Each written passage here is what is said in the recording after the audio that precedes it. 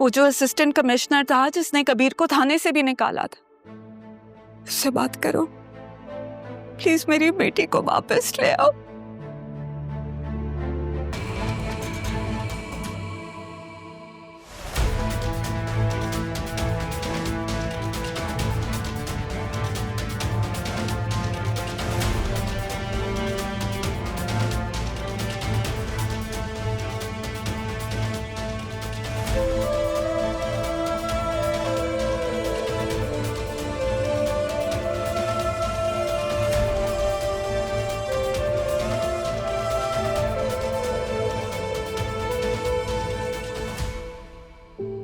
नाना जान का बिजनेस ऐसे कैसे सबको बढ़ सकता है?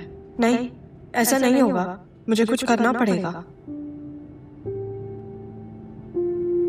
राहा, आज आपने रब नवाज के सामने बोला कि उस कंपनी के शेयर्स मत खरीदें क्योंकि वो एक ट्रैप है। उस टाइम तो मैंने आपकी बात पे यकीन कर लिया क्योंकि मेरे मुताबिक आप उस कंपनी में इंटर्नशिप कर चुकी हैं। लेकिन अभी मैं एक दोस्त की हैसियत से आपसे पूछना चाहता हूँ कि आपने ऐसा क्यों कहा कि वहाँ पे ओनरशिप डिस्प्यूट चल रहा है? मैं अभी आपको नहीं बता सकती। देखिए, आपने मुझसे एक दोस्त की हैसियत से पूछा तो मैं भी आपको उसी बेस पे बता रही हूँ। बस वो शेयर्स मत खरीदें और किसी और को भी मत खरीदने दें। ठीक है, लेकिन राहा, मैं एक बिजनेसमैन हूँ। मैं अपना हर फैसला डेटा और रिसर्च की बेस पे करता हूँ। हाँ, अगर आप इतने यकीन से कह रही हैं तो फिर शक की कोई गुंजाइश बचती नहीं है। Thank you sir. सर, मुझे तो लगा था आप ये सब मुझे फ्रेंडशिप की बेस पे बता रही हैं। देखिए, अब आप बताएं या ना बताएं, मैं तो यकीन कर चुका हूँ। कभी कभी ये पता होना कि कोई आप पर यकीन करता है, यही काफी होता है। इसी को तो भरोसा कहते हैं। वैसे मुझे अच्छा लगेगा अगर मैं आपका भरोसा वापस ले।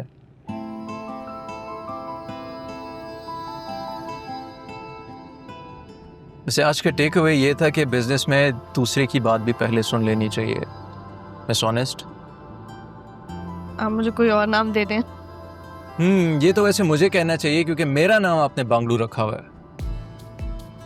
अच्छा, आप मुझे शर्मिंदा कर रहे हैं। आपके चेहरे पे मैं शर्म हया तो देख सकता हूँ, लेकिन शर्मिंदगी कभी भी नहीं। क्या मेरी स्पेशल दोस्त है? दोस्ती में स्पेशल का मतलब खतरों से खेलना होता है। हो सकता है, लेकिन जो खतरा दिल को भी अच्छा लगे उस खतरे को उठाने में कोई हर्ज नहीं। मेरा घर ना रास्ते में ही आता है। आप मुझे घर ड्रॉप करते हैं। ओके दोस्त। मैंने जान के मारिया को कुछ दिन रुकने का कहा था ताकि इस केस के बारे में मैं मज़ीद मालूमात हासिल कर लूँ। अच्छा, तो फिर क्या पता लगा? जेन्युइन केस है। आज बुलाया मैंने मारिया को, बतूल से भी कह दिया, क्योंकि मेरे मिलने से ज़्यादा उन दोनों का आपस में मिलना बहुत ज़रूरी है।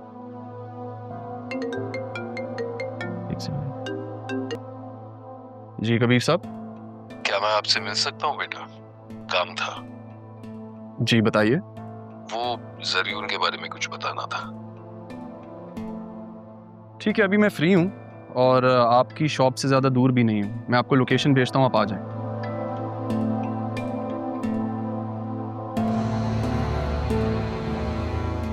खैर, तो मैं यही सोच रहा था कि अब ये केस जो है ब्रो सीरियस हो गया, क्योंकि केस जेन्युइन है और मुझे चीज़ों का पता लग गया। सही है।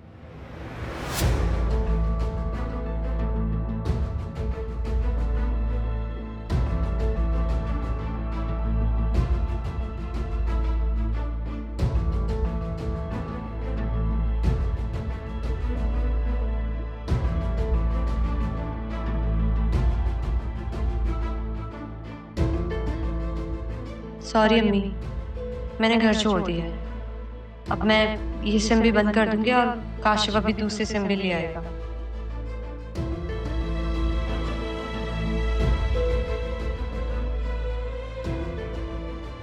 हेलो काशिफ, कहाँ पे हो तुम? मैं कराची लैंड कर चुका हूँ, बस आ रहा हूँ, रास्ते में हूँ। मौलवी को लेकर आता हूँ तुम्हारे पास। तुम थोड़ा सा इंतजार करो, और थोड़ा सा बस, मैं आ गया। ओके।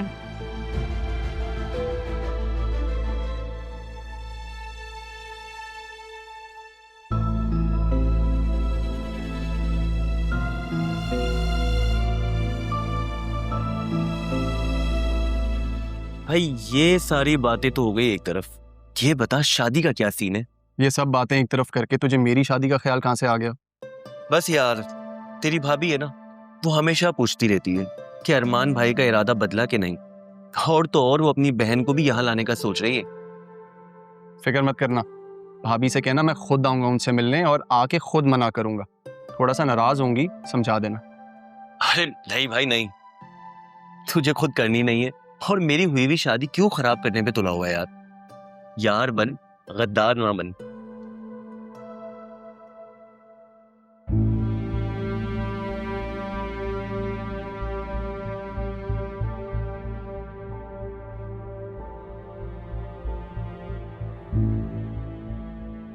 क्या हुआ? आप परेशान लग रहे हैं।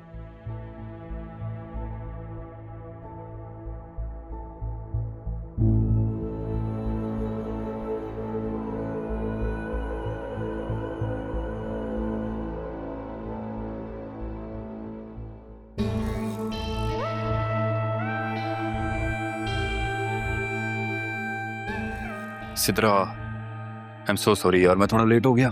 शुक्र है काशिफ तुम आ गए। बस यार सेट चल रहा है, तेरी जैसी किस्मत। अबे नहीं, ये तो बस तुम्हें पता है दुआएं होती हैं इस तरह। अरमान, एक सेकंड।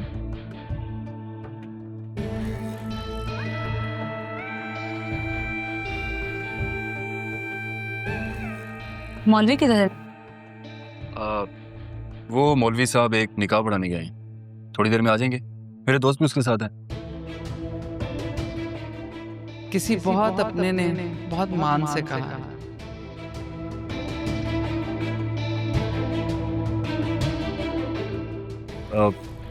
तब तक हम लोग रेडी हो जाते हैं, रूम में चले। बहुत थक चुका हूँ यार मैं।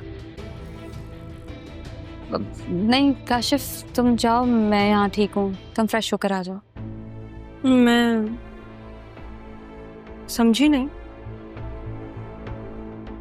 सिद्रा घर पे नहीं है, मैं उसे कब से फोन कर रही हूँ। मैं समझी घर पे ही होगी, मगर वो आपने अब्बू को बताया? तुझे कुछ नहीं पता, उसे तो सिद्रा कभी नजर ही नहीं आई।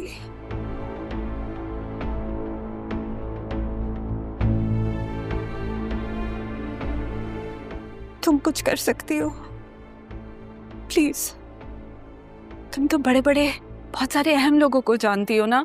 वो जो असिस्टेंट कमिश्नर था जिसने कबीर को थाने से भी निकाला था, उससे बात करो प्लीज। मेरी बेटी को वापस ले आओ।